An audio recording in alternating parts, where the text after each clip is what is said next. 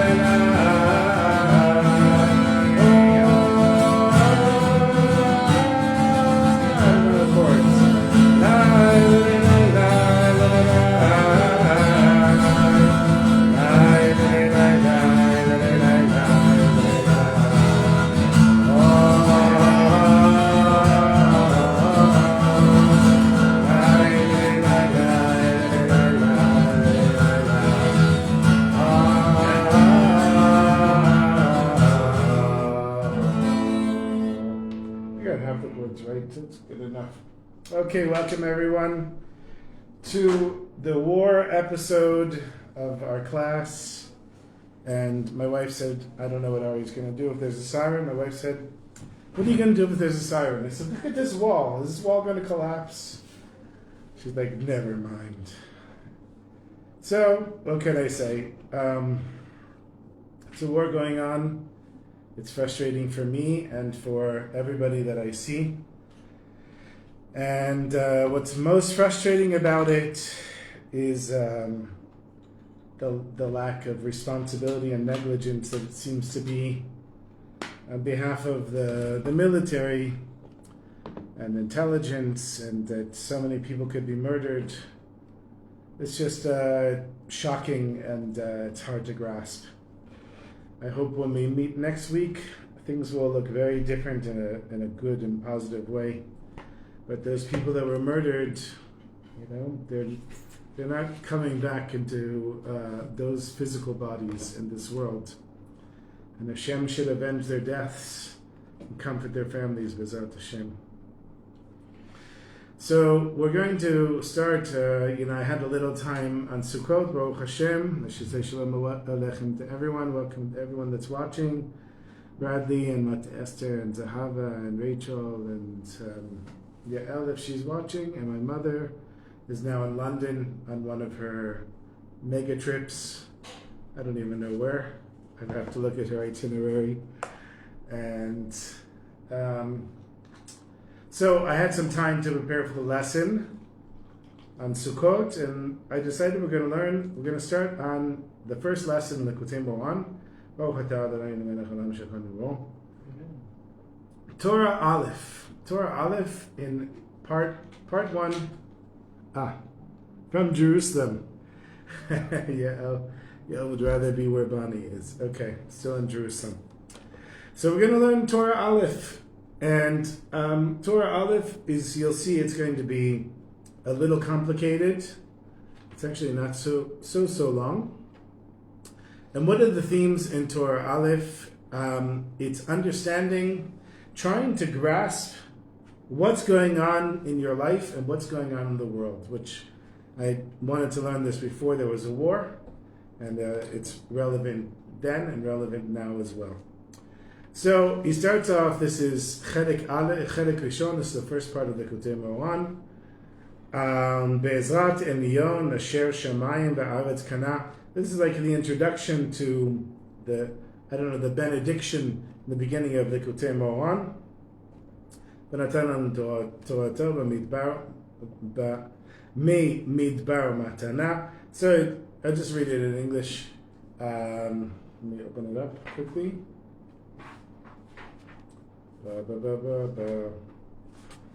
Here it is.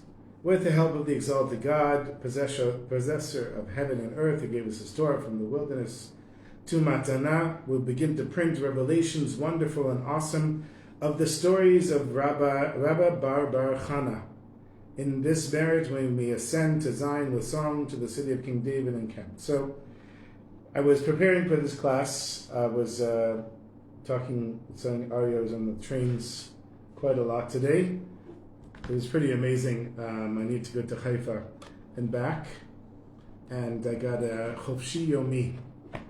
42 shekels. All the rides there and back, include the buses and trains and everything, is pretty amazing. That was one amazing thing today, the price. Okay, so Rabbi Chana Bar Chana, what is his name? Rabbi Bar Chana. So we know, we've learned lessons in Likutey Moharan, where Rebbe Nachman talked about Rabbi Bar Chana, and this is one of the rabbis in the Talmud who gave over these weird and wondrous stories. We had one where we had like some reptile, and we had that was eating all of the other animals, and we had another one where there was this fish that was so big that it destroyed 60 villages, and then 60 villages could feed off of its flesh, and then one eye could feed 200 people, and all kinds of crazy things like that. And so Rebbe Nachman was going. We know this. We know that Rebbe Nachman, all of the Torahs that we have here are from after he came to Eretz Yisrael. That's in 1798. Rebbe Nachman died in 1810. So all the Torahs are from between that period. Now, why did Rebbe Nachman want any of the Torahs that he told beforehand to not be printed? Because when you step 4 amot, 6 feet in the land of Israel, you have a higher spiritual revelation than you can outside of the country. And so Rebbe Nachman, he didn't even come to Jerusalem. I'm guessing if he came to Jerusalem, he wouldn't have let himself leave. He received such a high spiritual understanding that he only wanted the lessons that came through him after he came to the land of Israel. And this is one of them. So Rabbi Bar Chana came to Rebbe Nachman in a dream. This is what it says here in the footnotes, and said, "Oh, you're about to start revealing wondrous secrets of the Torah. Why don't you tell my stories? And if you reveal the secrets in my stories, some of the secrets in my stories, I'll come and help you, and more people will read the Likutey Moharan." So apparently it worked, because more and more people are learning the Likutey Moharan over the years. And one of the things that Rebbe Nachman likes to do, and I'm assuming it's going to come later in this lesson, I did learn this with my chavruta a while back, but I didn't get to the end of it. He's going to give us a story of Rabbi Bar Chana. So it starts off with Rabbeinu Zal Makdim at the pasuk. Starts off with the verse Ashrei Tmimei Derech. Blessed of those whose way is perfect, who walk in the path of Hashem, ha'olchim b'torat Hashem. Musharim him otam hatmimim b'darkehem. They are. What did I do with the remote here? I think I left it behind you. Can I have it, please? Sorry, everyone. Just a second. I need my air conditioner pointed on me. Go on. One more. There we go. Hopefully that's it. Okay. Blessed are those who go. Now he says, Tmimei derech are perfect in their way, but it also means innocent, pure, not questioning in their way. Alchim b'torat Hashem. They go in the path of Hashem. Alchim b'derech haTorah v'mitzvot. That is a life of Torah and mitzvot. That's the phrase that he starts off with.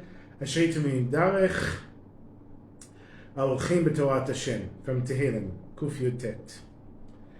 Yivaer ketzad ya'ale chen ad shiyitkablu kol bakashotav utfilatav. He's now going to explain how we can connect to this chen, which is charm, which is like, what's the word for it? Charisma, that Hashem finds pleasure in us, and through that all of our requests and all of our prayers will be accepted in heaven. Da ki al yedei haTorah she'anu lomdim nitkablim b'shamayim kol tfilot v'kol habakashot she'anu mivakshim umitpalalim. We should know that through the Torah that we're learning, meaning Torah in general, are received in heaven all of the prayers and all of the requests that we ask and that we daven for. Zot mishem she al yedei limud Torah. This is a result of learning Torah. Hachen v'chashivut shel am Yisrael. How is he translating chen over here? Grace. The grace and importance of the Jewish people. Nitale is elevated, v'nitromam is raised up, bifnei kol mi shetzrichim, before everybody that needs. And then he says here, the Oter Or, bifnei HaKadosh Baruch Hu. It means that when you're learning Torah, then all of the things that you are asking for are raised up to Hashem. Ubifnei b'nei Adam shetzarich mehem tovot. And for anybody who's asking Hashem for something good or something beyond what's simply happening to them without asking for it, hein beruchani, whether it's in a spiritual thing, binyanim ruchniim, she'adam tzarich la'asik, that a person needs to grasp. So if a person says, I want to grow in my davening, I want to grow in my Torah learning, hein begashmi, and also in the physical realm, binyanim gashmiim she'adam tzarich, whether it's physical matters that a person needs, health, parnasa, marriage, children, safety, whatever it is. Yesh limod haTorah chen.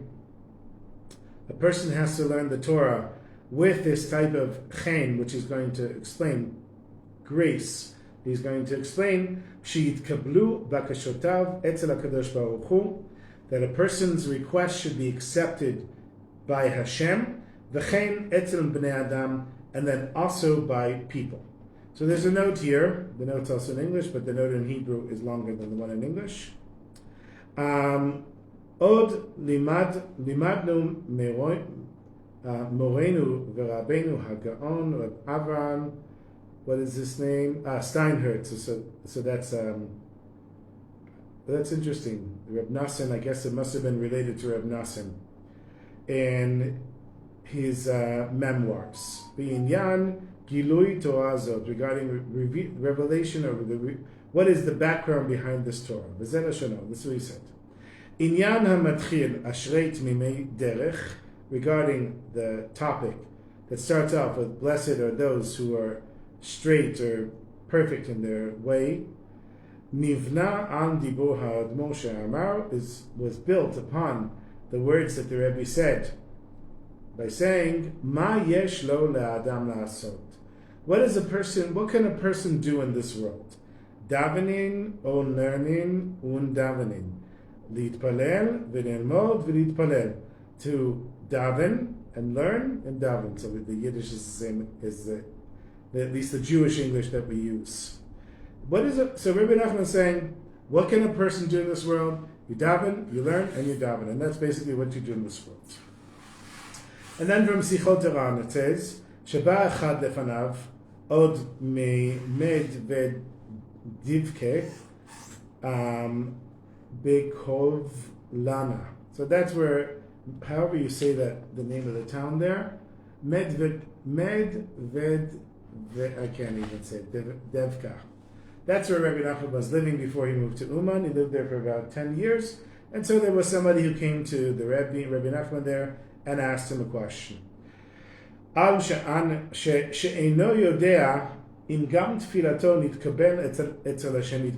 person said to Rebbe Nachman, I don't know if my prayers are being accepted by Hashem.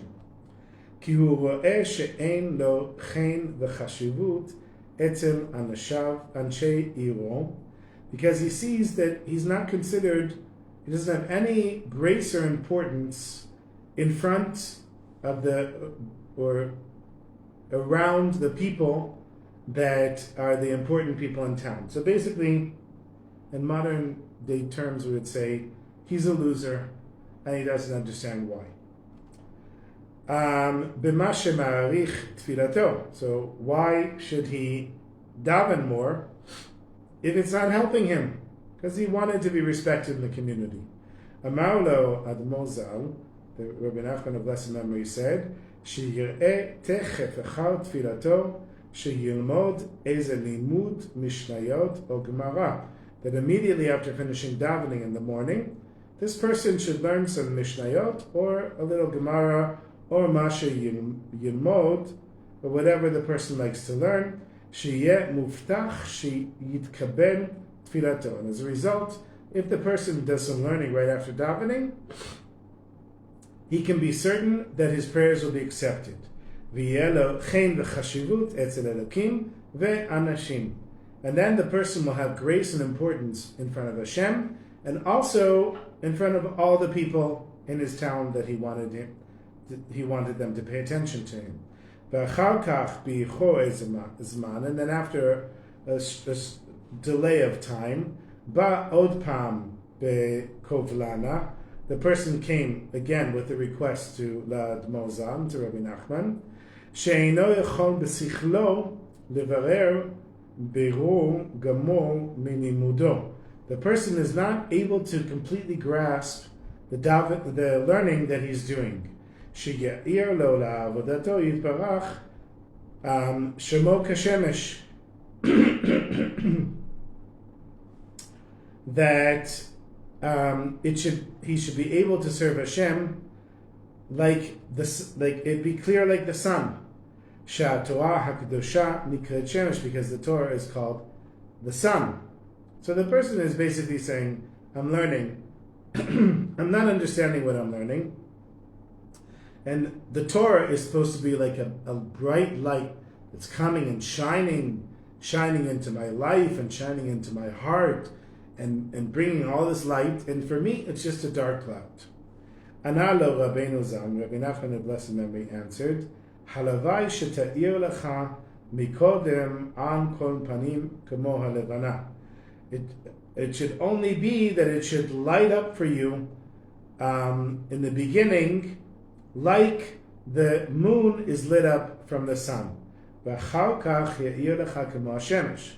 So first, you're going to get light from the Torah, not the light of the sun, but the light of the moon. And then you're going to get the light of the sun. Ba'ofen tilmod b'koach. But when a person should learn in the way where they're forcing themselves to learn. Shi'eh lecha chayut v'nachat me'elimud.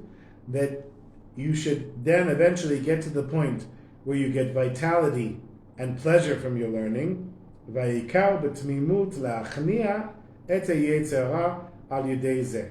And then the main thing is, with a straight and innocent way, to subjugate the yetzer hara by doing this. Because the person is learning, they're not understanding what they're learning. And Rebbe Nachman is saying, if you learn after davening, then your prayers are going to be answered. The guy says, but I'm learning, and it's just like a big burden for me, and I don't understand what I'm learning. So Rebbe Nachman says, you just keep learning. You learn, and you learn, and you learn, and eventually you're going to get a little bit of light like the moon, and eventually you're going to get a bright light like the sun. He said, however, if you're learning, even when you don't fully understand what you're learning, but you want to understand it, the main thing is that this is going to subjugate the yetzer hara. It's going to force the yetzer hara to do your will, and not the opposite, chas v'shalom. She'arei oseh et ha'adam meshuga mamash. So this is the quote that I brought here in the lesson before. The yetzer hara wants to make a person literally crazy. That is the goal of the yetzer hara. And I think what we saw, I'm guessing, the protest that we saw in Tel Aviv when people were davening for Ne'ilah, and also this rabbi, forgot his name, Leo, whose family was murdered from Efrat. So he was davening on Chol Hamoed Sukkot, like to make a point. He even had like a microphone, a loudspeaker to amplify his voice. And you see a video of this guy who comes and just knocks into him. and you think, or the people that were protesting from Ne'ilah, you think, how does a person get to the point where they feel like it's justified to disrupt Ne'ilah prayer in a public space? And it's the Yetzer Hara making the person Meshuga Mamish. The Yetzer Hara will take advantage of any situation that we give it. And everybody, Rabbi D, thank you. Everybody has their own personal Yetzer Hara. So what makes you crazy won't necessarily make me crazy. I can tell you that's how it is with my wife. What makes her crazy doesn't make me crazy. What makes me crazy doesn't make her crazy. We can both make each other crazy when the Yetzer Hara is making us crazy. The important thing to know at this point is know that the Yetzer Hara wants to make you crazy. You could say, well, why does the Yetzer Hara want to make you crazy?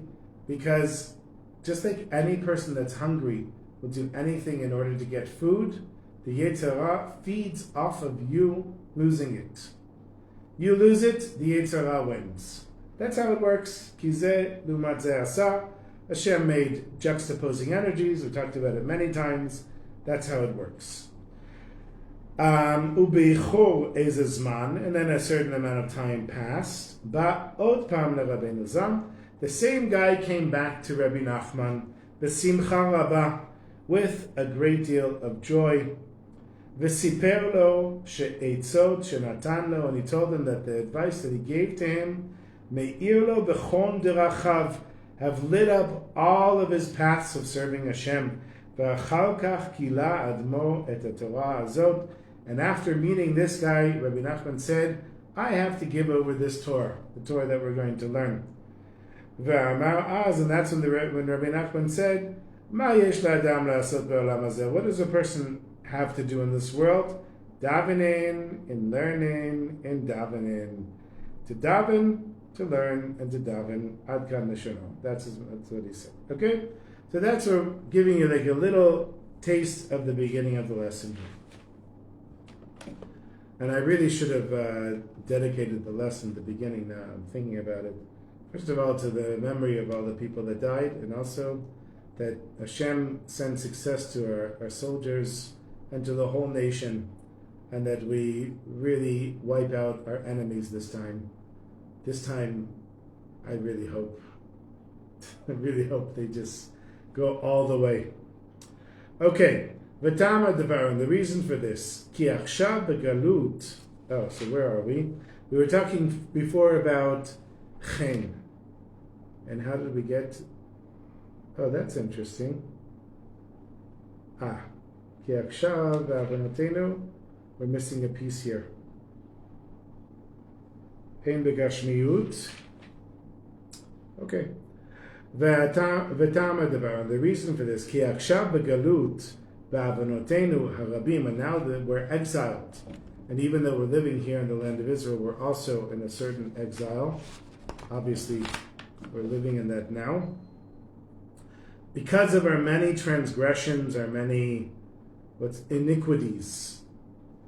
Hein v'chashivut ha'amiti shel Am Yisrael, sheyesh lehem, the true grace and importance of the Jewish people that they have, Mishum shehem b'nei melachim, because they're the children of kings. V'chelek Eloka mimal mamish, and every Jew has a spark of God within themselves, literally. Nafal et makom aklipot. The Jewish people fell into this place of negativity. V'lachen, and therefore, yesh lu'umot ha'olam chen. The nations of the world have this grace that the Jewish people are supposed to have, v'lo Yisrael, and not the Jewish people. So now, I want to explain a couple of things here. First of all, you can see the comparison from where the story that Rebbe Nachman gave in the beginning. It says, because of our transgressions, we lost true grace and importance in the world. Just like the guy who came to Rebbe Nachman, he said, I want to be treated as an important person in the community, and nobody's giving me any respect. So Rebbe Nachman said, if you learn, then you'll get the respect that you want. He starts learning, he's not getting the respect. Rebbe Nachman says, don't give up. There'll be a little light, and at first it'll be hard, But eventually, you'll see that you'll make progress, and it'll make sense to you, and the Torah will make sense to you. And then it did, and he came back and he said, your advice worked. So now Rebbe Nachman is giving us the same example here. He's saying, look at the Jewish people. You can just look at the United Nations. Where is the grace and importance in the United Nations? It's with the United States, it's with China, it's with Germany, it's with Russia, it's with all the big nations. And when Israel comes there, people walk out, people boo them, people don't give us respect. And you can say, well, why would that be? Why aren't we Jews getting the respect that China gets, for example? Forget about the size. The size is not important. It's the level of respect. And he's saying, because basically, the Jews are supposed to be on a higher level. They're not spiritually, and they're not on that level. And as a result, the chen that belongs to the Jews, the grace and importance that belongs to the Jews, is being given to the other nations. Because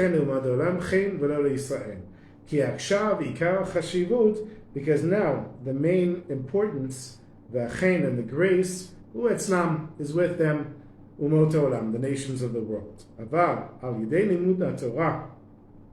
But through learning Torah,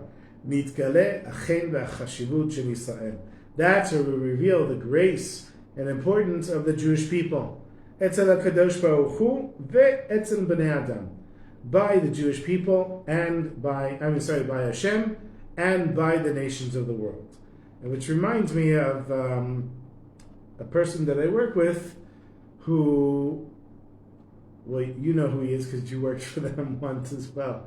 So he wears a kippah and he goes to China. And I asked, does that cause any problems in China? And he said, no, they respect me more because they know that I keep my traditions.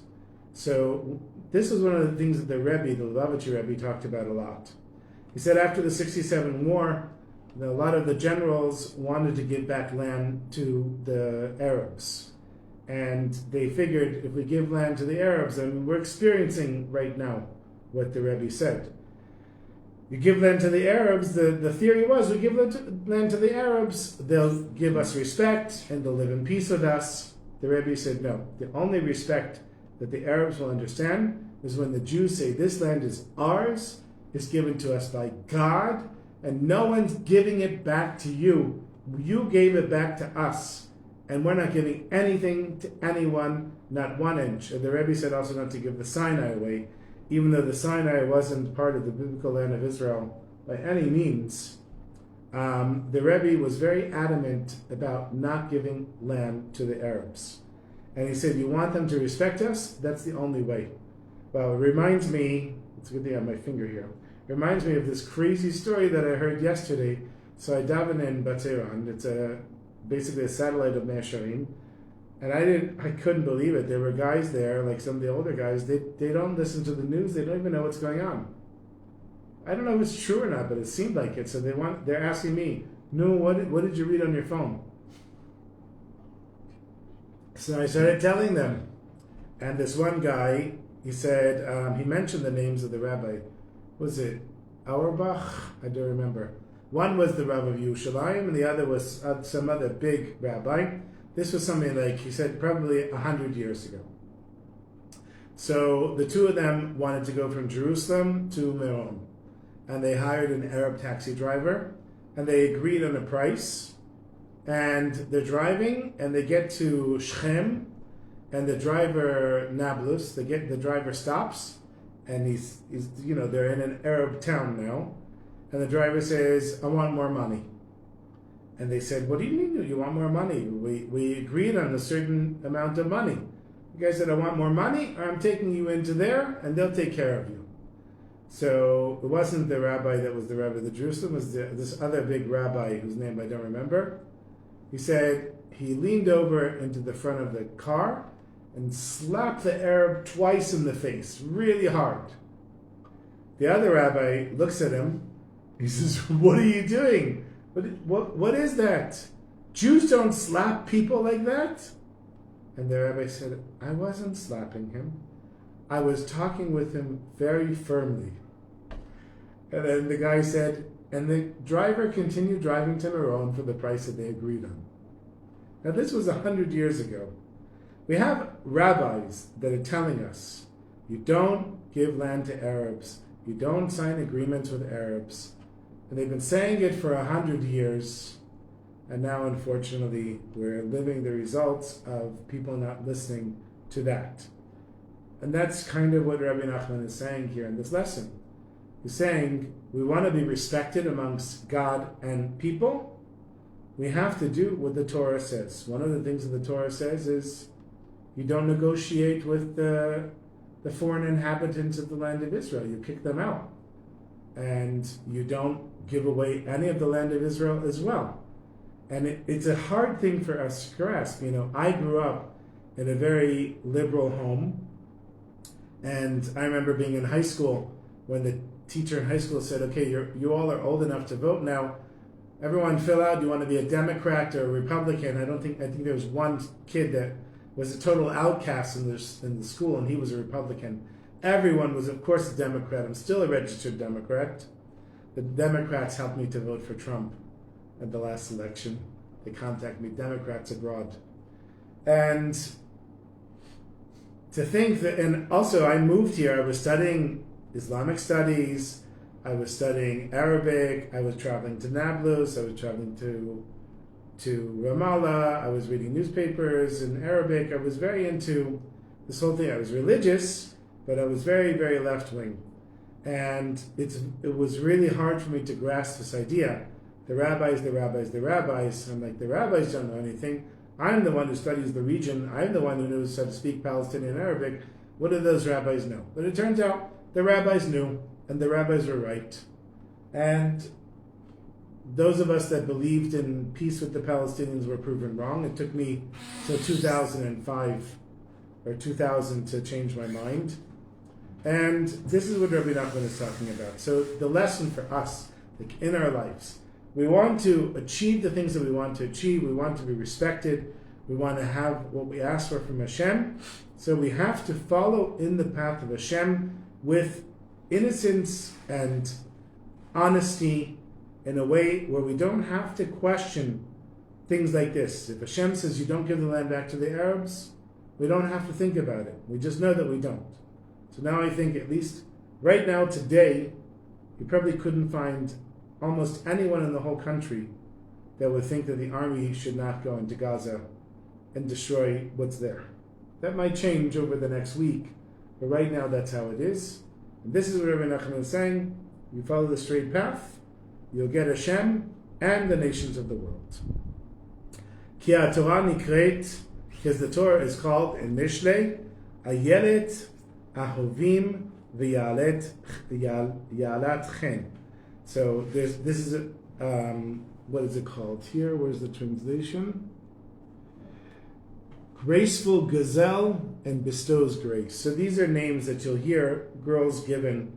I have a niece that's named Yalat Chen. Ayelet Chen, you'll hear Yalat Chen. And that's a name. So like there's the name Dvir is a name for Harabait, for the Temple Mount, and or for the temple. And Ayelet Chen or Yalat Chen, these are names for the Torah. So the Torah is called, and this is how Rebbe Nachman builds the lessons, right? The Torah is called Yalat Chen. He brings text proofs to prove his point. And what's the point that he's making here? He's saying that the grace, which is Chen, and Chashivut and importance, are no longer with the Jewish people because they're not obeying the Torah. And when the Jews follow and learn Torah, then the chen and the grace and importance will return to them. So he's saying the Torah is called Yalat Chen. And so the person that learns Torah is elevating this grace. Shema'ale chen al limudeha. A person al lomdeha. That a person elevates the grace that exists in the world up to Hashem through their learning the Torah. Lomdei HaTorah mikablim chen. That the people who are learning Torah, they receive this grace. And the grace is connected to respect and getting everything that you ask for, not necessarily everything, but getting things that you ask for from Hashem. And then when the Jewish people have this grace, nitkablim lamala, kol tefillot v'kol bakashot, all of their davening and all of their prayers are accepted up above, mishum she divrei chen mitkablim, because words that come with grace, meaning grace that's enclosed in Torah, are accepted up above. Do you understand the concept? Ari is meditating. We only have a few more minutes left of the class. I'll tell a short story, Bezat Hashem. I don't know which story, because I didn't get time to prepare, but something that come to mind. Let's do a tiny bit more here. Yiva'er shetzarich lekasher et bet otiyot nun v'chet v'az na'aseh chen. So now, what Rebbe Nachman is doing here, he put out this statement in the beginning.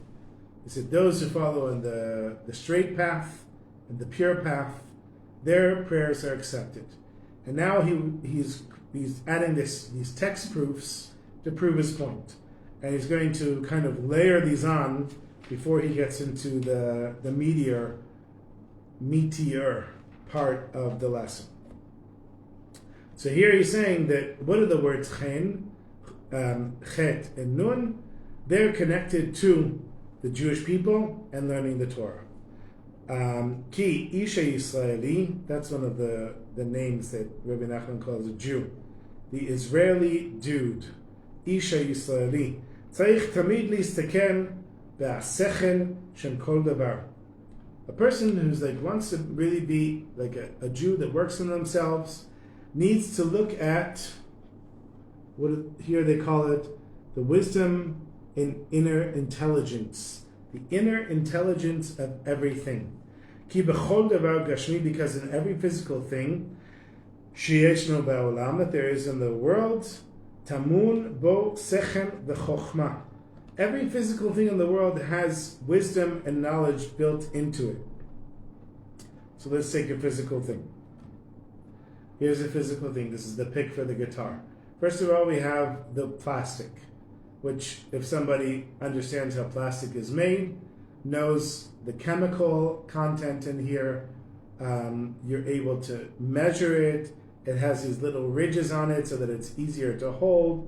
It's flexible. The shape. There's so many things that you can learn from this tiny little physical object. And so he's saying, in every physical object, there is chokhmah and sechem. There's wisdom in inner understanding. Shu chiyut ha'elokit.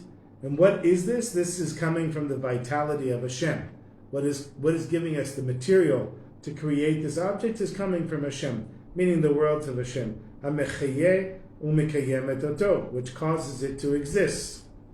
V'al ha'adam listakem b'chol davar v'lerot bo et ha'chiyut ha'elokit sheyeshna bo. A person has to look at every physical object and see the wondrous life force that Hashem is putting into each thing. So I'm going to stop in just a second here. A person could, there were rabbis that forbade learning science because they thought that science would bring to apikorsut, would bring the person to questioning God and questioning the Torah and using the Torah knowledge in order to question even further. The Lubavitcher Rebbe, the last Lubavitcher Rebbe, took the opposite approach. He said that scientists can discover Hashem in ways that normal people can't. Because they can look into a thing like this. Tzarich tamid listaken ba'asechem shem kol davar.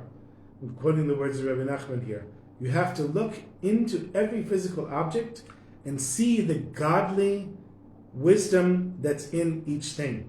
A person that studies physics and a person that understands how things work on a level that most normal people don't understand can see God in ways that the rest of us can't. And now he's going to use that eventually in the lesson to say, well, if that works for physical things, then it works for spiritual things as well. Not necessarily, anybody who comes and says, well, I'll explain to you why the Holocaust happened. You can't explain why the Holocaust happened. You can explain it historically. You can't explain it spiritually. Anything you say won't make any sense. And the same thing the massacre that happened here in the South. You can come up with any theory that you want. You can't know the reason behind it. Technically, we understand what happened. Spiritually, we don't understand. But for your own life, you can. You can look at your obstacles, the difficulties you have, and you can say, why did Hashem do this to me, and why did Hashem do that to me? And you could find meaning in your own life. That's the lesson. That's as far as we've gotten so far. Okay. What was the story that I wanted to tell? I guess I'll just tell the story about Simchat Torah. So you probably, I didn't get a chance to tell any of these stories because we weren't meeting. Oh, we did meet during Tishrei, but I don't think I told the story. So there was a guy who came drunk to Yom Kippur. I told this story? He came drunk to Kol Nidre. And it's in the shul of the seer of Lublin, Choser Lublin, who had a holy vision. He could see worlds and he could see lifetimes. And so there was a guy who comes drunk into shul. It was Moshe the water carrier, and he sees the Sifrei Torah being taken out for Kol Nidre. And he gets so excited, and he's making all this noise. He's like, why is everyone so sad? Why is everyone so down? They're like, Moshe, stop it. It's Kol Nidre. He's like, Kol Nidre? Nonsense. It's not Kol Nidre. It's Simchat Torah. And he goes and grabs one of the Sifrei Torah from one of the honorable people in the community that's holding it for Kol Nidre. And he starts dancing around the bima. And he's saying, you all are so foolish. What are you doing so sad on Simchat Torah? And then eventually he puts the Sefer Torah on the bima and collapses on the floor. And everybody looks at the Seer Lublin and they're like, Rebbe, what's going on here? This guy is crazy. So they all know that Moshe has a hard life and being a water carrier or a wood chopper, whatever he was. And he comes home at the end of the day, and his one pleasure in life, he didn't have Netflix. So his one pleasure in life was vodka. And he said, wow, Kol Nidre is coming. I'm not going to be able to drink. So he decided he would drink enough to keep himself drunk for all of Yom Kippur. And then when he came into shul, he thought it was Simchat Torah. He got confused. The Seer Lublin said, what you don't understand is that because of his joy, Hashem decided to skip over Yom Kippur and all of Sukkot and bring him straight to Simchat Torah and write him into the book of life. So when we were in shul in Simchat Torah, and unfortunately there was somebody with a little bit of emotional problems that was screaming crazy things like, they're shooting at us from the windows. We have to finish davening. They're shooting at us from the windows. I mean, the poor guy, really. And he's a nice guy. He's a good friend of mine. Really had like a meltdown. Other people are looking at me like, what do we do? I said, we are going to dance because our simcha will make a difference. And we have to send this positive energy up to Shamayim so that it will work on our behalf, just like the Jew who was drunk on Kol Nidre and took him there. And so, it's a difficult time for everyone, and I hope that nobody will have to dealing with death of their loved ones, and all the kidnapped people will be returned home very soon, today, Zat Hashem. But don't give up, and try to be b'simcha whenever you can.